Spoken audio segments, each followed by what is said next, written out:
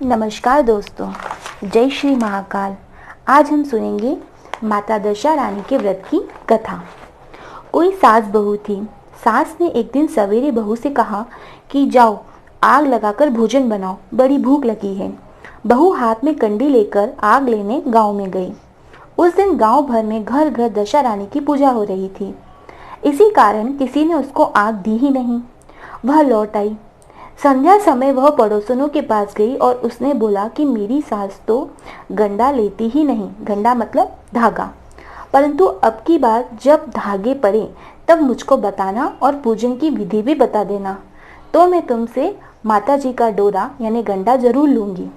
इसके बाद जब गंडे पड़े तब बहू ने सास की चोरी से दशा रानी का गंडा ले लिया। 9 दिन तक उसने किसी न किसी बहाने पड़ोसनों के पास जा जाकर कथा कहानियां सुनी। 10वें दिन उसे चिंता हुई कि अब पूजा कैसे करूं। तब वह मन ही मन दशा रानी का ध्यान करके मनाने लगी कि यदि बुढ़िया आज कहीं बाहर चली जाए तो मैं शांतिपूर्वक पूजा कर लूंगी। दशा रानी की कृपा से उसी दिन उसकी सास को खेतों पर जाने की सूझी। उसने बहू से कहा कि तुम भोजन बनाकर तैयार करना, तब तक मैं खेत खलिहान तक होकर वापस आती हूँ। यदि मुझे अधिक देर हो जाए तो मुझे खेत पर ही खाना दे जाना।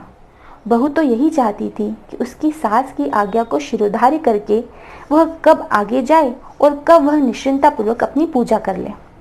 जो ही उसकी सास ने पीठ फेरी त्यों ही बहू ने पूजा की तैयारियां शुरू कर दी। उसने सिर से स्नान करके विधिवत दशा रानी की पूजा करी। उसके पश्चात पूजा की सामग्री मिट्टी के गोले में रखकर उसे भेंट कर सिराने के लिए जाने वाली थी। इतने में ही उसकी सास आ गई। उस वक्त बहू को जब और कुछ उपाय न सूझा तब उसने जल्दी से उस गोले को छाछ की मटकी में छिपा दिया।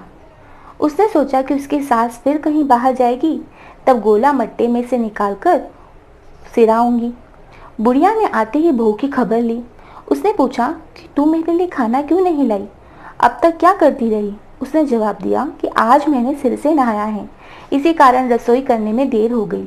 मैं थाली परोसती हूँ, आप भोजन कीजिए। उसकी सास का गुस्सा शांत ही नहीं हो रहा था, पर उसने कैसे तैसे मनाकर अपनी सास के गुस्से को शांत किया। वह पैर धोकर चौकी में बैठी ही थी कि उसका लड़का भी आ गया। वह भी माता के साथ भोजन करने बैठ गया। उसकी सास भोजन करके उठना ही चाहती थी कि लड़का बोला, मुझे तो छाछ चाहिए। बुढ़िया ने बहू से कहा, उठ छाछ दे दे। उसने कहा, मैं तो रसोई के भीतर हूँ, आप क्यों नहीं दे देती हैं। बुढ़िया भोजन करके उठी, हाथ धोकर मट्ठा लेने गई, परंतु जो ही उसने छाछ की मटकी उठाई कि उसमें कुछ खड़खड़ाता हुआ सुनाई दिया। उसने हाथ डालकर देखा तो एक बड़ा सोने का गोला था।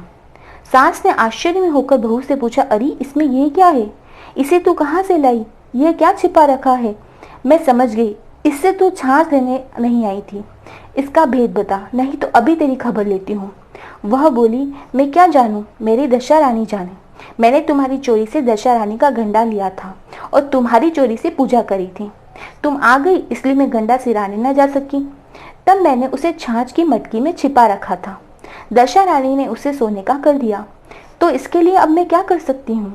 बुढ़िया ने बहू को गले से लगा लिया और कहा कि अब मैं भी तेरे साथ गंडा लिया करूंगी और विधिवत पूजन और व्रत किया करूंगी।